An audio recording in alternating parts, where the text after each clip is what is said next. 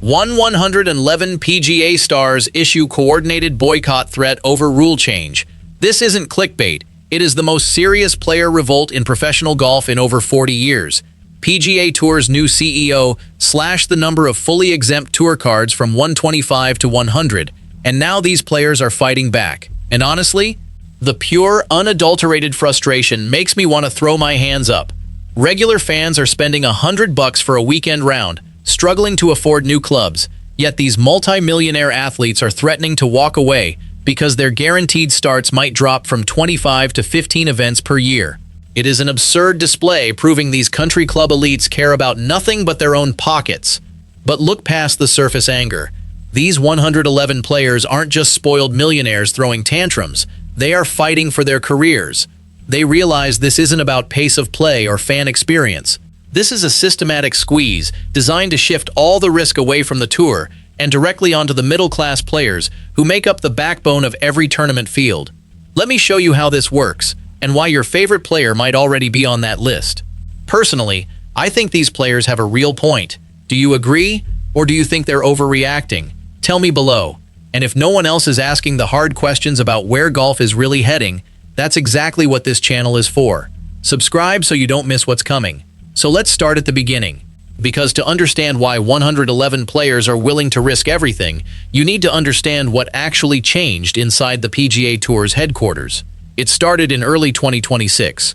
A new CEO arrived, a guy who came from the NFL, not from golf. He walked into the commissioner's office with a reputation for shaking things up. And he didn't waste any time proving that reputation was earned. Within weeks, he announced a series of changes that nobody saw coming. Some of them seemed small on paper, others were massive. But together, they formed a pattern that would eventually push more than 100 players to the breaking point. The first change landed like a punch to the gut for the tour's middle class. The new CEO announced that starting in 2026, the number of fully exempt tour cards would be reduced. Players who used to have guaranteed status suddenly didn't anymore. 25 spots vanished overnight. Think about what that means. 25 guys who woke up one morning with a tour card and went to bed that night without one. 25 families who had planned their entire year around a schedule that no longer existed. 25 careers thrown into uncertainty with a single decision. That's not just a policy change. That's a life changer for a lot of people. The tour's official explanation was simple. Smaller fields would speed up play, make the television product better, improve the fan experience. It sounded reasonable enough on the surface. But one veteran player didn't buy it. And when he spoke, the entire locker room listened. His name is Lucas Glover, and his story tells you everything about why this revolt is different. Glover is 43 years old. He won the US Open back in 2009. He's been on tour for nearly 2 decades. He's seen commissioners come and go. He's watched rules change and then change back. He's not the type of guy who gets easily rattled. But when the new rules were announced, Glover did something unusual. He didn't just complain privately to his friends. He went public. He called the tour's explanation insulting. Let that sink in. A guy who has spent 20 years playing this tour, who has won a major championship, who sits on the Player Advisory Council. He said the people running the sport were insulting his intelligence. Glover pointed out something that every player already knew but nobody had said out loud. The pace of play excuse was just that, an excuse. The real reason for cutting cards was something else entirely. He didn't say what that something else was. He didn't have to. The other players already knew. They understood that this wasn't about speeding up rounds. This was about shrinking the tour. This was about making room for a new kind of golf, a smaller, more exclusive version of the sport they'd grown up loving. 2 major champions, 2 different generations, 2 different nationalities, but the same message, and they were just getting started. Matt Fitzpatrick stepped up next. He's an Englishman. He won the US Open in 2022. He's one of the most respected players on tour, known for his precision and his calm demeanor. He's not a hothead. He doesn't chase headlines, but when Glover spoke, Fitzpatrick backed him immediately. He said it was pathetic that the pace of play issue comes up every year and nothing ever gets done. And now they're using it as an excuse to cut 25 guys out of their livelihoods. That word, pathetic, hit hard. Because Fitzpatrick isn't the kind of player who uses words like that lightly. Fitzpatrick's support was crucial. he brought a European perspective to the fight. He showed that this wasn't just an American problem or a veteran problem. This was a problem for every player on the tour, regardless of where they came from or how long they'd been around. So now you have the tour cutting cards and the players getting angry. But that was only half the story. Because while the PGA Tour was making its moves, another governing body was preparing to drop an even bigger bomb. The USGA and the R&A, the two organizations that control the rules of golf worldwide, announced a decision that would change the game at its most basic level. Starting in 2028, professional golfers would be required to use a ball that travels significantly shorter than the one they use today, in some cases, up to 20 yards shorter. The stated reason was course preservation. The idea was that modern players hit the ball so far that classic courses have become obsolete. So instead of changing the courses, they're changing the equipment. The players lost their minds. They'd already been through the LIV golf battle. They'd already seen their sport torn apart by money and politics. And now this. Another fight. Another threat to everything they'd built. Two of the biggest stars in the game united in anger, but not everyone agreed. And that split is where things got really interesting. Justin Thomas, 15 tour wins, 2 PGA championships, one of the most respected voices in the game. He called the USGA's decision selfish. He said the rollback is bad for the game, and then he delivered the line that everyone remembers. He asked whether they would make a marathon longer so the fastest time doesn't change, or raise the NBA hoop because players can jump higher. It was a perfect analogy. It was also a direct challenge to the governing bodies. Thomas was saying, "You are punishing excellence. You are making the game smaller because you can't handle how big it's become." Thomas knew exactly what he was doing. He was drawing a line in the sand. And then Bryson DeChambeau crossed that line. DeChambeau is different from Thomas in almost every way. Where Thomas is precise and composed, DeChambeau is bombastic and unconventional. He built his entire game around power. He re-engineered his swing to hit the ball farther than anyone else. He literally changed his body to gain distance. So when the ball rollback was announced, DeChambeau didn't just disagree. He called it the most atrocious, uninspiring thing you could possibly do to golf. Those were his exact words. Most atrocious. A guy who thinks about golf in terms of data and science, who approaches the game like an engineer, used language that was pure emotion. That's how much this change infuriated him. DeChambeau's reaction was particularly significant because he's not someone who typically aligns with the establishment. He's been a rebel in his own way, challenging conventional wisdom about how to play the game. When someone like that joins a protest, it signals that this isn't just about politics or personality. This is about principle. But here's where it gets complicated. Rory McIlroy, the guy who usually leads the charge against golf's establishment, publicly supported the rollback. McIlroy argued it would make almost no difference to the average golfer. He said it would put the sport on a more sustainable path. He stood with the governing bodies on this one. Suddenly, the biggest names in the game were fighting each other in public. Thomas and DeChambeau on one side, McIlroy on the other. The locker room was divided. The fans were confused, and the governing bodies were watching it all unfold. The tour was shrinking, not because they wanted to speed up play, not because they wanted to improve the fan experience, but because they were systematically making the tour smaller and more elite. Here's what nobody saw coming. Because these two changes, the card cuts and the ball rollback, they weren't the real story. They were just the opening act. There was a third change, a change that targeted something even more fundamental. The PGA Tour didn't just cut cards. They didn't just let the USGA roll back the ball. They also changed how the schedule works. They reduced field sizes at full events from 156 players down to 144. Smaller events shrank from 132 to 120. The Players' Championship, their flagship event, dropped to 120 players. Now, you might think, what's the difference between 156 and 144? That's just 12 players. Who cares? Well, those 12 players care, because those 12 spots aren't being taken by stars. They're being taken by nobody. The tournaments just have fewer players now, fewer opportunities, fewer chances for guys ranked 101 through 125 to get into events. And that's the hidden mechanism nobody was talking about. And here's the part that really stings for the guys on the bubble. Monday qualifiers. That grueling 18-hole shootout where a guy flies in Sunday night, rents a car, sleeps in an airport hotel, and grinds for one single spot in the field. Those are shrinking too. Fewer total spots in the tournament means fewer open qualifying slots. A guy who used to have 4 or 5 Monday opportunities in a season now has 2, maybe 3. The back door into the tour is getting welded shut. One by one, these players started speaking up. And the first one to really break the silence wasn't a star. He was a grinder. Take a step back and look at the big picture. The PGA Tour cut 25 tour cards. The USGA and R&A shortened the ball. The tour reduced field sizes across the board. 3 different decisions, 3 different organizations, 1 unified outcome. The middle class of professional golf is being eliminated. Let's define what the middle class looks like on the PGA Tour. These are guys ranked 101 to 125 in the FedEx Cup standings. They're not superstars. They don't have endorsement deals worth millions. They don't fly private jets to tournaments. These are guys who grind. They show up on Thursday morning, play their hearts out, miss the cut more often than they'd like, and rely on that guaranteed card to plan their lives. They have mortgages. They have families. They have coaches and caddies who depend on them. They have bills to pay. And let's talk about what those bills actually look like, because most fans never see this side.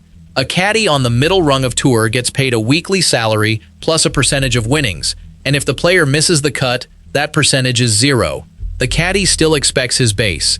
The swing coach still sends an invoice. The flight to next week's event is already booked. A guy finishing 130th in the FedEx Cup might clear $400,000 in a year, and after caddy, coach, travel, taxes, and equipment, he's keeping maybe a third of that. Now take away 5 guaranteed starts and do the math again. And now they're being told, you don't belong here anymore. Imagine being one of those guys. You've spent your whole life working toward this dream. You've sacrificed everything. You've missed birthdays and holidays and family gatherings. You've spent countless hours on the practice range when your friends were out having fun. And then one day, someone in an office decides that your dream doesn't matter anymore. That's not just frustrating, that's devastating. One conversation led to another. One player led to 10. 10 led to 50. And then 50 led to a number nobody expected. 111. That's how many players have now signed on to this coordinated boycott threat. Not a petition, not a letter of complaint. A threat to take collective action. Now, you need to understand something about professional golf. PGA Tour players are independent contractors. They're not unionized like NBA or NFL players. They don't have collective bargaining agreements. They can't strike in the traditional sense, but they can do something else. They can coordinate. They can act together. They can make it clear that if the tour doesn't listen, they will stop playing. What does that actually look like? It could mean refusing to play in certain tournaments. Imagine a PGA Tour event where half the field stays home. Imagine a tournament without the depth that makes it competitive. Imagine sponsors paying millions of dollars for a field that looks like a Monday qualifier. It could mean a media blackout. Every player on the list refusing to give interviews. No press conferences. No post-round comments. A total silence that makes the tour's television product unwatchable. It could mean threatening to form an independent players association, a real union, with lawyers, with negotiation power, with the ability to actually fight back. And if that happens, the PGA Tour loses control. The entire structure of professional golf changes. That's the threat. And it's not coming from a few disgruntled veterans. It's coming from 111 players, more than half the tour. So who are these 111 players?